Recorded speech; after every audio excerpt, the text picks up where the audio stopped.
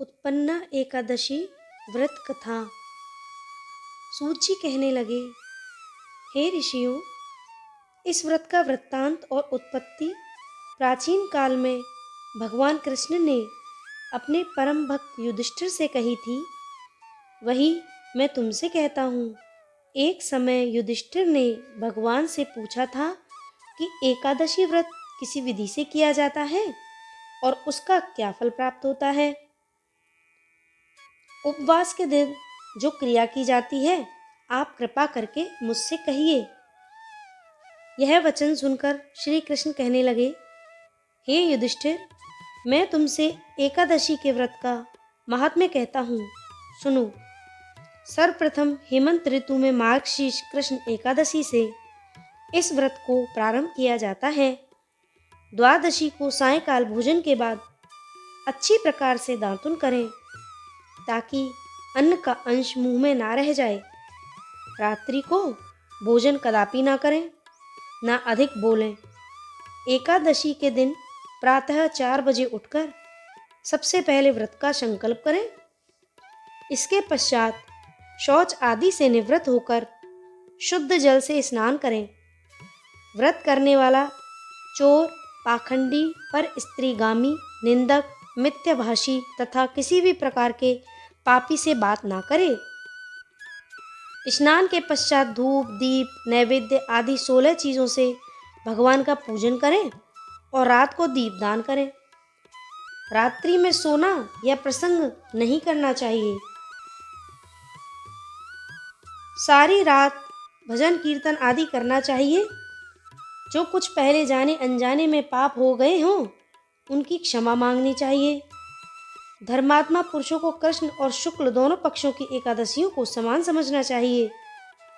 जो मनुष्य ऊपर बताई हुई विधि के अनुसार एकादशी का व्रत करते हैं, उन्हें शंखोद्धार तीर्थ में स्नान करके भगवान के दर्शन करने से जो फल प्राप्त होता है, वह एकादशी व्रत के 16वें भाग के समान नहीं है।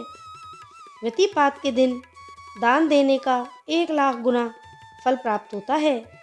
संक्रांति से 4 लाख गुना तथा सूर्य ग्रहण, चंद्र ग्रहण में स्नान दान से जो पुण्य प्राप्त होता है, वही पुण्य एकादशी के दिन व्रत करने से मिलता है।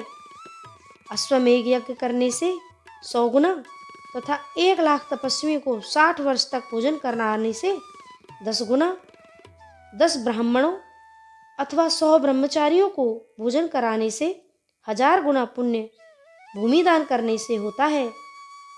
उससे 1000 गुना पुण्य कन्यादान से प्राप्त होता है। इससे भी 10 गुना पुण्य विद्यादान करने से होता है। विद्यादान से 10 गुना पुण्य भूखे को भोजन कराने से होता है। अन्नदान के समान इस संसार में कोई ऐसा कार्य नहीं है जिससे देवता और पितर दोनों तृप्त होते हों। एकादशी के व्रत का पुण्य सबसे अधिक होता है। 1000 यज्ञों से भी अधिक इसका फल होता है। इस व्रत का प्रभाव देवताओं को भी दुर्लभ है। रात्रि को भोजन करने वालों को उपवास का आधा फल मिलता है और दिन में एक बार भोजन करने वाले को भी आधा ही फल प्राप्त होता है, जबकि निर्जला व्रत रखने वाले का महात्म्य तो देवता भी वर्णन नहीं कर सकते। युधिष्ठिर कहने लगे कि हे भगवान, आपने हजारों यज्ञ और लाख गोदान को भी एकादशी व्रत के बराबर नहीं बताया, सो यह तिथि सब तिथियों से उत्तम कैसे हुई, बतलाइए। भगवान कहने लगे, हे युधिष्ठिर, सतयुग में मुर नाम का एक दैत्य उत्पन्न हुआ। वह बड़ा बलवान और भयानक था। उस प्रचंड दैत्य ने इंद्र, आदित्य, वसु, वायु, अग्नि आदि सभी देवताओं को पराजित करके भगा दिया। तब इंद्र सहित सभी देवताओं ने भयभीत होकर भगवान शिव से सारा वृत्तांत कहा और बोले, हे कैलाशपति, मुर दैत्य से भयभीत होकर सब देवता मृत्युलोक में फिर रहे हैं। तब भगवान शिव ने कहा, हे देवताओं, तीनों लोकों के स्वामी, भक्तों के दुखों का नाश करने वाले भगवान विष्णु की शरण में जाओ, वे ही तुम्हारे दुखों को दूर कर सकते हैं। शिव जी के ऐसे वचन सुनकर सभी देवता क्षीर सागर में पहुंचे। वहां भगवान को शयन करते देख हाथ जोड़कर उनकी स्तुति करने लगे कि हे देवताओं, देवताओं द्वारा स्तुति करने योग्य प्रभु, आपको बारंबार नमस्कार है।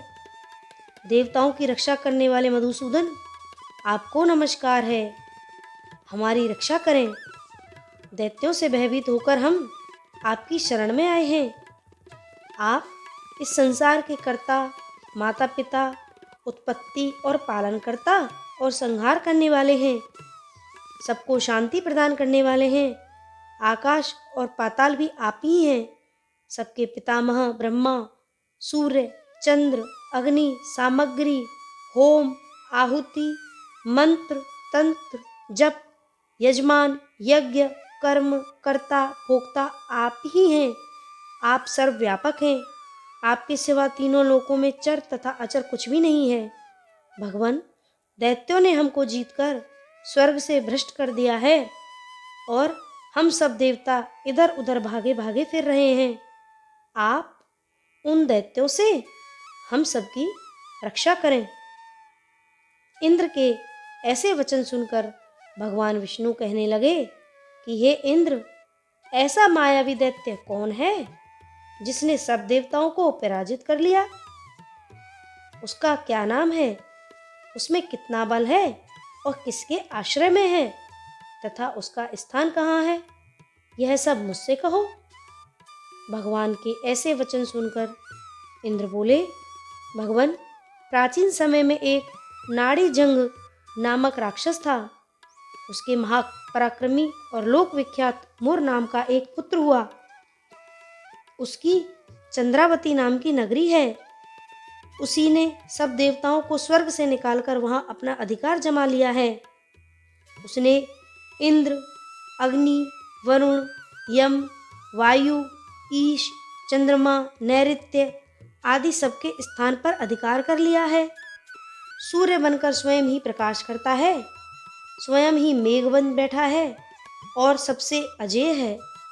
हे असुर निकंदन, उस दुष्ट को मारकर देवताओं को अजय बनाइए।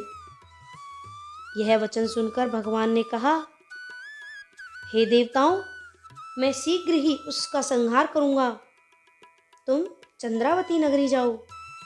इस प्रकार कहकर भगवान सहित सभी देवताओं ने चंद्रावती नगरी की ओर प्रस्थान किया। उस समय दैत्य मुर सेना सहित युद्ध भूमि में गरज रहा था।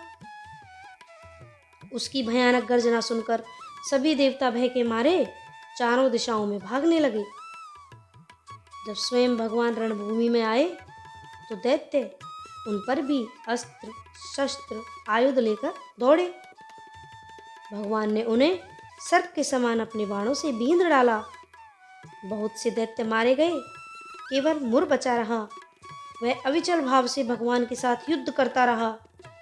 भगवान जो भी तीक्ष्ण बाण चलाते, वह उसके लिए पुष्प सिद्ध होता। उसका शरीर छिन्न भिन्न हो गया, किंतु वह लगातार युद्ध करता रहा। दोनों के बीच मल्ल युद्ध भी हुआ।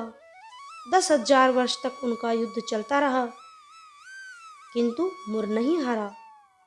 थककर भगवान बद्रिकाश्रम चले गए। वहां हेमवती नामक सुंदर गुफा थी। उसमें विश्राम करने के लिए भगवान उसके अंदर प्रवेश कर गए। यह गुफा 12 योजन लंबी थी और उसका एक ही द्वार था। विष्णु भगवान वहां योग निद्रा की गोद में सो गए। मुर भी पीछे पीछे आ गया और भगवान को सोया देखकर मारने को उद्यत हुआ। तभी भगवान के शरीर से उज्जवल कांतिमय रूप वाली देवी प्रकट हुई। देवी ने राक्षस मुर को ललकारा, युद्ध किया और उसे तत्काल मौत के घाट उतार दिया। श्रीहरि जब योग निद्रा की गोद से उठे तो सब बातों को जानकर उस देवी से कहा कि आपका जन्म एकादशी के दिन हुआ है, अतः आप उत्पन्ना एकादशी के नाम से पूजित होंगी, आपके भक्त मेरे भक्त होंगे। जय हरि विष्णु।